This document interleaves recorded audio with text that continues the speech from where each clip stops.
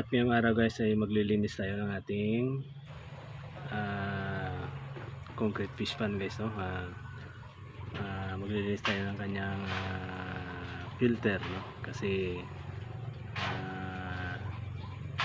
mag-iisang buwan na guys, hindi pa natin nalilinisan yung ating filter since bumalik tayo ng pag-aalaga ng tilapia. Ito pa lang yung first time na maglilinis tayo ng ating filtration. So usually guys, yung nililinisan natin ay yung filter lang, no? Hindi natin nililinisan yung biofilter nya kasi isang buwan pa man lang, no? So hindi natin always nililinisan yung biofilter ng ating concrete fish pan. So yung filter mismo lang ang lilinisin natin guys, at saka magdadagdag tayo ng tubig, kasi nga after ng linis, nababawasan yung level ng tubig ng ating fish pan guys, at saka mainit ang panahon ngayon guys, so kailangan natin magdagdag ng tubig doon sa ating concrete fish pan, doon sa ating recirculating aquaculture system na pinapakita ko sa inyo noon pa guys, no? So maraming salamat guys sa nanonood, at halina guys.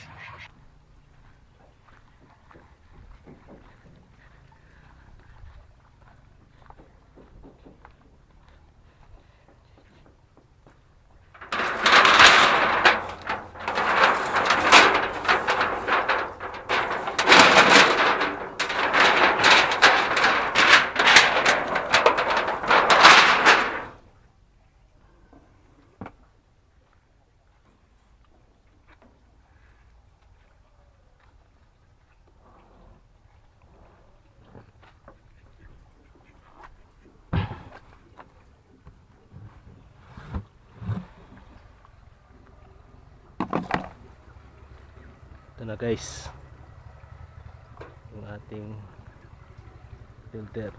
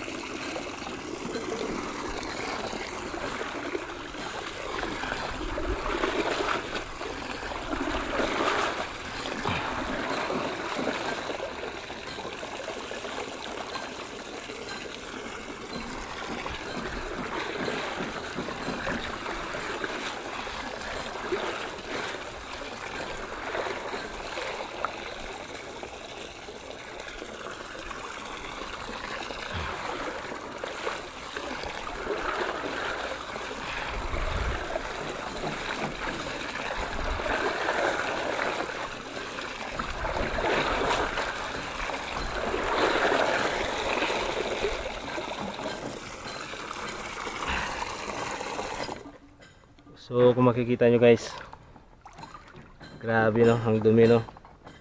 Kasi first time natin maglinis ng filter.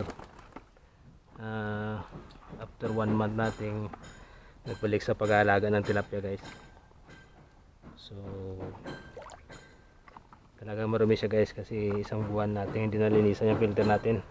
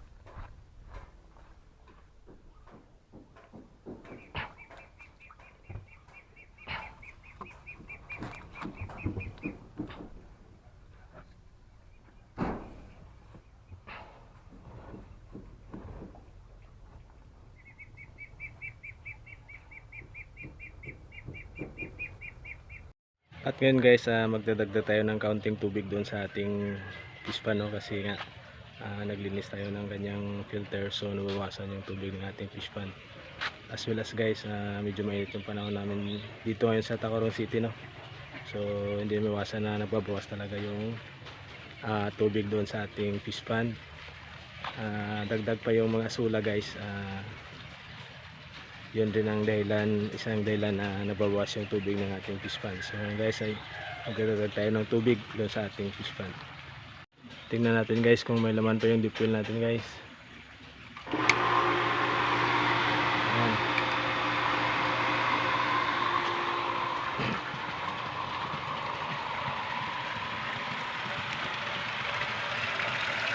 Yun.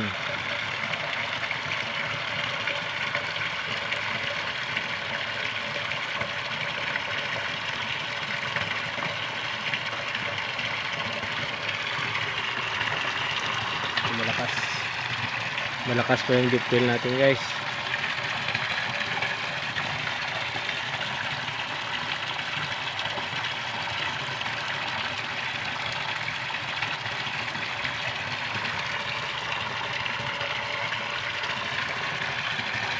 So hindi masyadong maraming tubig ang itadagdag natin guys, kasi nga maliliit yung ating mga tilapia. So tamang tama lang guys. Makikita nyo guys yung parang linya dyan sa gilid. Yan, parang yung dating level ng tubig guys. So ibabalik lang natin ang level dyan guys, at saka open na natin fish pond. So habang lumalaki yung ating mga tilapia, saka tayo magdadagdag ng tubig.